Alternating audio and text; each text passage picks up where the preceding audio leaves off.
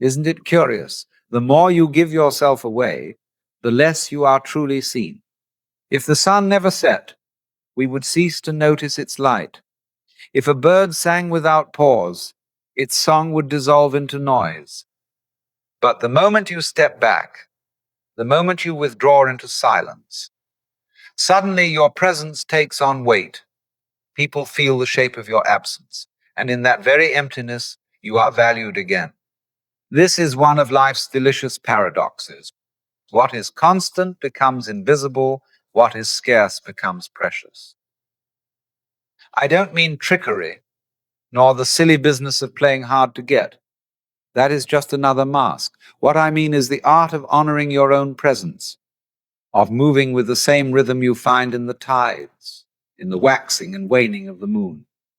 For even nature does not give itself all at once, nor all the time. Whatever is constant and without limit soon feels ordinary. Its gift lies not in burning without end, but in the rhythm of rising and falling, appearing and disappearing. If the sun never set, we would soon grow weary of its light and long for shadow. So it is with you. Your presence has power because it comes and goes like the tides that advance and recede, like love that breathes in closeness and in distance. Respect is born not from endless exposure, but from the spaces in between. Have you noticed how quickly generosity turns into expectation?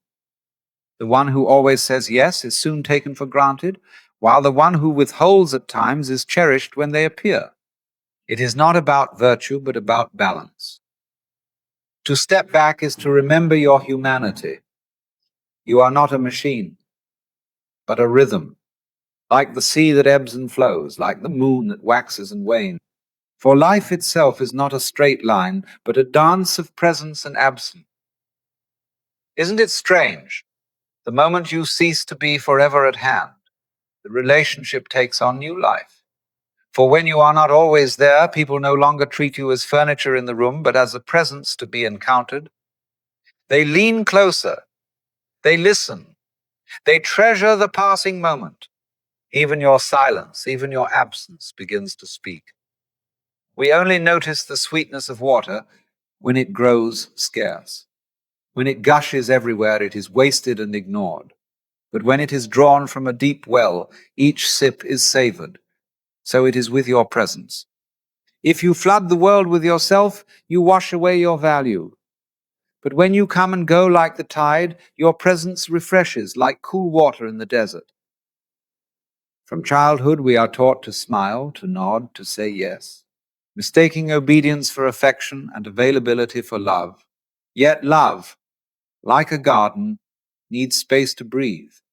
Too much rain drowns it, too much sun withers it. It flourishes in rhythm, not excess. Absence is not emptiness, but the interval that gives shape. Just as music is made not only of notes, but of the silence between them, so too love ripens in the dance of nearness and distance. Without the pauses, all dissolves into noise. Life is like a melody. And so if you never step back, never say no, you too become noise. Seen but not noticed, heard but not listened to. Value lies in the interval, the well-placed absence. This is not neglect, but rhythm. The tree does not bear fruit in every season. Fire does not burn forever. It must die down so it can be kindled again. Even breath itself depends on exhaling as well as inhaling. Why imagine you must give without rest? When you withdraw and return, your presence gathers weight, like the hush that makes the bells strike resound.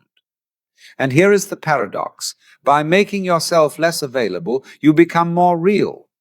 People meet your wholeness, not the fragments you scatter. Like the man who speaks rarely, it is not his words that are louder, but his silence that makes them precious. So it is with your presence. Given without pause, it is diluted. Held with rhythm, it gathers intensity. This is why stepping back is sometimes the most loving act of all. Look at love itself. Lovers who clutch too tightly smother the flame. while those who vanish altogether let the fire die. The art lies in rhythm, closeness and distance, voice and silence, embrace and release. Notice how the man who is seldom available is the one most carefully attended, not because his busyness is a virtue, but because his time carries weight. If he gives you a moment, it feels like a gift, for it has not been scattered like seed on barren ground. Contrast this with the one who is forever waiting, forever bending, whose presence is taken for granted precisely because it is always at hand. This is not a question of superiority, but of recognition. When you honor the worth of your own hours, others are compelled to honor them too. But if you spend them carelessly, the world will treat them as trifles. And so, to stop being always available is not cruelty, it is clarity. It is the quiet refusal to leap at every summons, to patch every quarrel that is not yours, to serve as the eternal remedy for other people's restlessness. It is to stand rooted in yourself, and from that stillness to act when the moment is right. For your life is not meant to be endlessly consumed, but to be lived, richly, deeply, sincerely. And only from such fullness can you give in a way that nourishes rather than exhausts. Now, here is something quite remarkable. When you cease to be endlessly available, you begin to hear your own life again. For in forever tending to others, you drown the small secret music within. Your days are filled with clamor, but your soul remains unheard. Step back, and suddenly you catch the whispers, the quiet callings, the subtle joys, the long-buried desires that rise like forgotten seeds breaking through the soil. To be available to yourself is the beginning of authenticity, and without authenticity, love itself becomes counterfeit. Every yes that betrays your own being is in truth a silent no, and from such denials only resentment can grow. There was a man who spent himself in the service of others, giving until he was emptied. Yet for all his sacrifice, he remained unseen. At last, exhausted, he stepped back. And only then did the world protest. They called him selfish, cold, neglectful. But slowly, something curious began to happen. In his absence, they began to feel the weight he had long carried. For the first time, his presence was no longer taken for granted, but respected. In stepping back, he had not lost love at all. He had opened the door for love to appear, where once there had only been convenience. So you see, to become less available is not an act of rejection, but of invitation. It is the invitation for others to wake up to your presence, and for you to wake up to yourself. For only in the open space between two beings can respect take root and love draw breath. When you are forever at hand, no one stops to wonder who you are or what you truly give. But when you withdraw, when you refuse to play the endless part, suddenly they must pause, they must look, and in that moment of seeing, the whole pattern begins to shift. Why, then, is this so hard? Because we are frightened. We imagine that a single no will banish love. We fear that if we step aside, we shall be forgotten. We tremble that if we honor our own worth, others will not.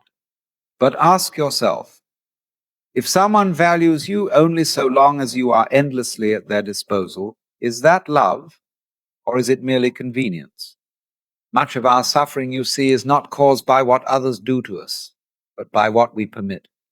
Out of fear of displeasing, we stretch ourselves thin, we give beyond our means, we say yes when the heart cries no, and then we cloak this self-betrayal under the name of kindness.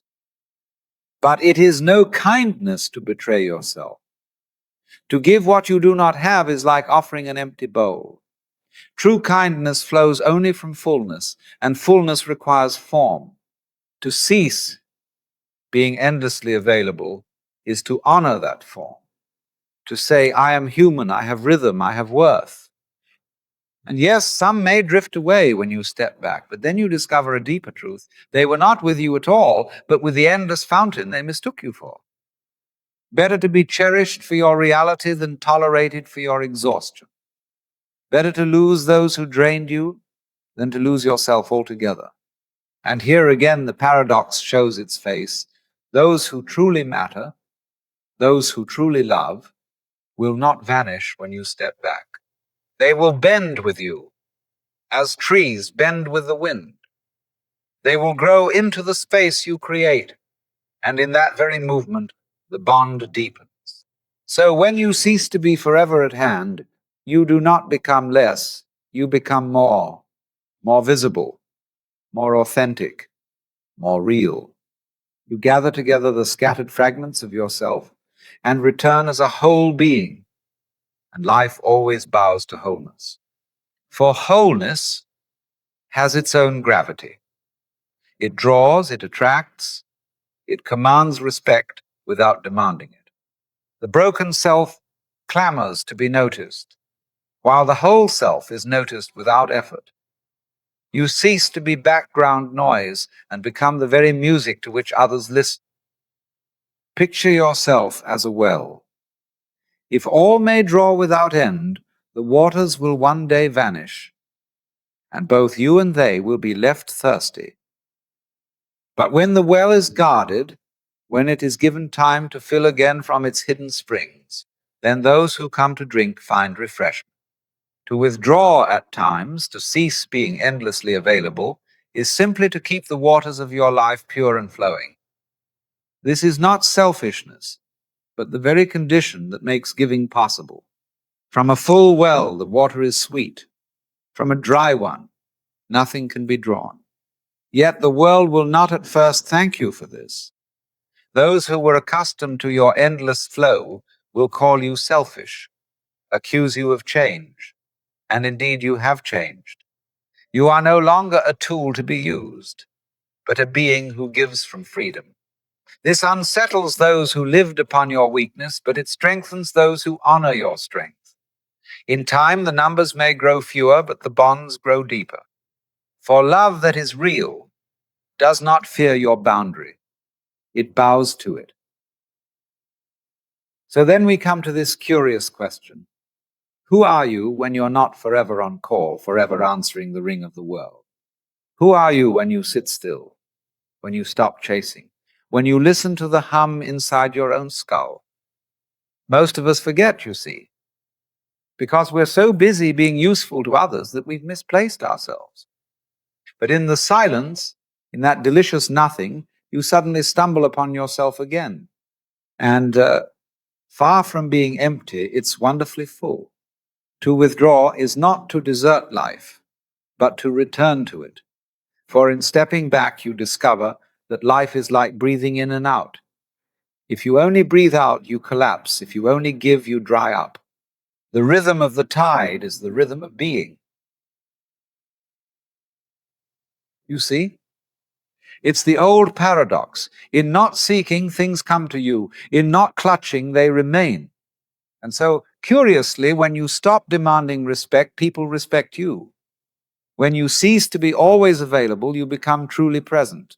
You don't have to insist on your worth, you are it. So, the game is not about being endlessly busy, endlessly agreeable. It's about rhythm, sincerity, wholeness. Say yes when it's a real yes, say no when it's a real no.